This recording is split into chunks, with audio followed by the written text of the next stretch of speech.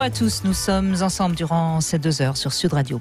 Il y a de plus en plus de voix qui s'élèvent pour nous expliquer que les hommes et les femmes, c'est tout à fait pareil, à croire que finalement nous ne serions différents que parce que la société patriarcale l'aurait voulu ainsi. Heureusement, bien des personnes continuent à nous expliquer qu'en effet, les hommes et les femmes, ça fonctionne un peu différemment. Et je pense par exemple à Philippe Breneau, qui est venu récemment nous expliquer quelles étaient nos différences, et surtout que ces différences expliquaient en grande partie pourquoi il y a tant de conflits dans les couples. Aujourd'hui, mon invité Alain Kassoura va nous parler de polarité. Il va nous proposer donc de mieux comprendre tout ça, afin peut-être aussi de mieux nous harmoniser. Peut-être aussi que les masculins doivent mieux comprendre ce qu'est le féminin, que les féminins doivent mieux comprendre ce qu'est le masculin. Enfin bref, est-ce qu'il ne faudrait pas un petit peu que chacun fasse un pas vers l'autre ? Les hommes auront tout à gagner en s'ouvrant et en acceptant un peu mieux leur émotivité. Quant aux femmes, je suis certaine qu'elles gagneront beaucoup en acceptant d'être plus lucides sur la réalité des choses au lieu de trop se noyer dans leur émotivité. Alors qu'en pensez-vous ? Est-ce que vous êtes prêts ? Est-ce que vous êtes prête à faire ce chemin, à faire la moitié du chemin en quelque sorte pour qu'on se retrouve au milieu ? C'est en tout cas le sujet que je vous propose aujourd'hui et je vous invite à venir témoigner sur Sud Radio au 0826 300 300. Alain Kassoura, bonjour. Bonjour Brigitte. Alors au départ vous êtes ostéopathe et vous êtes également auteur de plusieurs livres. Le dernier s'appelle Erectus. Il est intéressant parce que c'est un livre qui montre la fragilité de l'homme. Oui, tout à fait. Oui. Et comme ça... L'homme n'est pas forcément un super-héros. Voilà, ça peut arriver qu'il ait des petits problèmes d'érection et donc vous racontez beaucoup de choses personnelles dans ce livre qui est tout à fait intéressant et que je conseille aussi bien aux hommes qu'aux femmes d'ailleurs parce que ça permettrait aussi aux femmes de mieux comprendre ce qui peut se passer dans le corps d'un homme.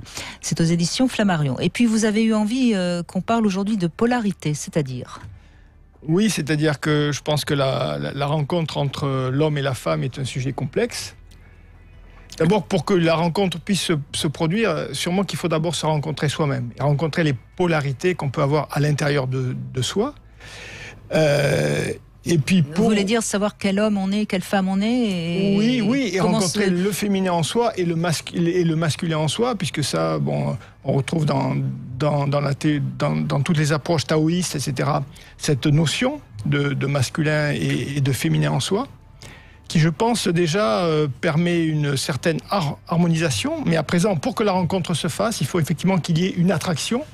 Et qui dit attraction dit polarité marquée. Or, le problème, c'est souvent que, d'abord, l'homme et la femme ne vivent pas du tout sur le même rythme. La vie de l'homme, au fond, est assez banale, puisqu'il a une enfance, une adolescence, après un âge mûr, et puis après il est plus ou moins touché par l'andropause et il vieillit, voilà. Mais au fond, c'est un rythme qui est marqué peut-être par le rythme solaire, le rythme des années qui passent, tandis que la vie de la femme est, elle, beaucoup plus alimentée, puisqu'en plus vient se greffer ce rythme lunaire, avec la périodicité des 28 jours qui revient et qui, effectivement, je pense, est un grand mystère pour l'homme. Et la femme peut ainsi passer de la Vierge à la mère, de l'enchanteresse à la sorcière, etc. Autant de qualités qui peuvent laisser l'homme assez sceptique. Vous parlez aussi tout banalement, si je puis dire, des changements d'humeur d'une femme au cours de son cycle, par exemple. Oui, d'humeur et peut-être aussi de centre d'intérêt, parfois plus recentrée sur elle-même, parfois au contraire plus ouverte à l'autre, etc. Et puis même une approche de la sexualité qui peut être différente aussi au cours du cycle. Donc ça, l'homme n'en a pas vraiment conscience. Et puis en plus, dans la vie d'une femme, ou sur la vie d'une femme, viennent s'insérer les grossesses et l'arrivée de l'enfant, qui aussi est un chamboulement hormonal énorme, et face auquel l'homme, parfois, est aussi très, très démuni. Donc il y a beaucoup de raisons pour faire que la rencontre avec l'homme, entre l'homme et la femme, est complexe. Vous voulez dire, Alain Kassoura, que de toute façon, même déjà sur le plan hormonal, donc on va dire biologique, pour généraliser, la femme a bouleversements que l'homme ne connaît pas. Bien sûr. Oui. Beaucoup moins en tout cas. La vie de l'homme. L'andropause reste encore assez nuancée chez la plupart des hommes. Oui, et puis de toute façon, ça se fait, je sais pas, ça se fait sur 30 ans. Quoi. Enfin, je veux dire, de 20 à 50 ans, la vie d'un homme sur le plan hormonal ne subit pas de chamboulement énorme, quoi. Donc effectivement, cette notion n'est pas forcément facilement compréhensible pour l'homme. Et puis je trouve que l'évolution aussi actuelle de la société, dans laquelle les polarités sont de moins en moins marquées, les frontières ont beaucoup évolué. Alors, pour le bien parfois, et puis parfois pour le pire aussi. Et donc, je pense que chacun a de plus en plus de mal à se situer dans cette histoire. On voit beaucoup plus... Les jeunes ont des interrogations aujourd'hui, par exemple, autour du fait... Les jeunes femmes, autour du fait d'avoir un enfant ou pas. Interrogations qui n'étaient pas aussi importantes avant, quoi. Enfin, l'évolution de la société, la crise profonde que connaît, la crise existentielle profonde que connaît la société aujourd'hui, se répercute aussi sur la perception des sexes et sur la polarité des sexes. Oui, la rencontre entre les hommes et les femmes semble, en tout cas, de plus en plus complexe et compliquée. On parle de consentement, alors, il y a à ça s'ajoute la fameuse théorie du genre qui est pas toujours très bien comprise d'ailleurs, parce que finalement, c'est plutôt une ouverture. Ça voudrait dire qu'on peut laisser plus ou moins sa part de féminin ou de masculin en soi se développer, alors qu'on entend plutôt que ça voudrait dire qu'on est tous pareils. C'est pas tout à fait la même chose, évidemment. Tout à fait. Moi, j'ai l'impression que la théorie du genre, c'est un peu redécouvrir le fil à découper le beurre. Je trouve que dans les traditions, dans les vieilles traditions, comme les traditions taoïstes par exemple, ces notions-là sont présentes, sont très très bien expliquées. Et aujourd'hui, je trouve que la théorie du genre a derrière un support qui peut me paraître un peu dogmatique et au fond un peu tranchant et qui peut amener les gens, au lieu de se retrouver à se scinder ou différencier. Voilà.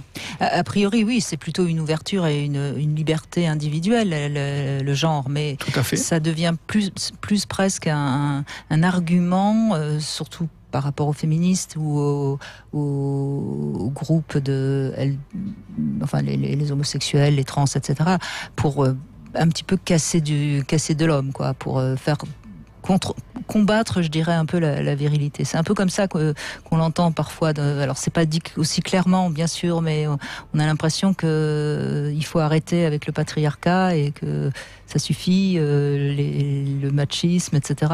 Non, c'est pas votre idée. Ça, je n'en avais pas vraiment conscience de ce phénomène-là.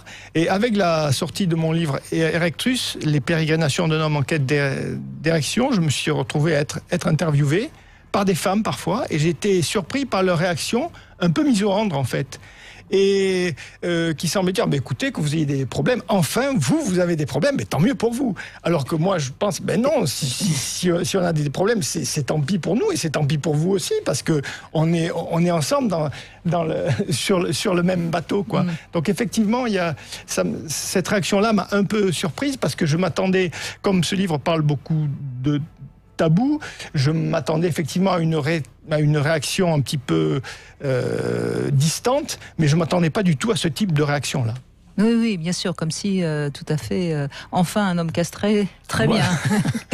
Pourvu qu'il y en ait encore plus, c'est ça?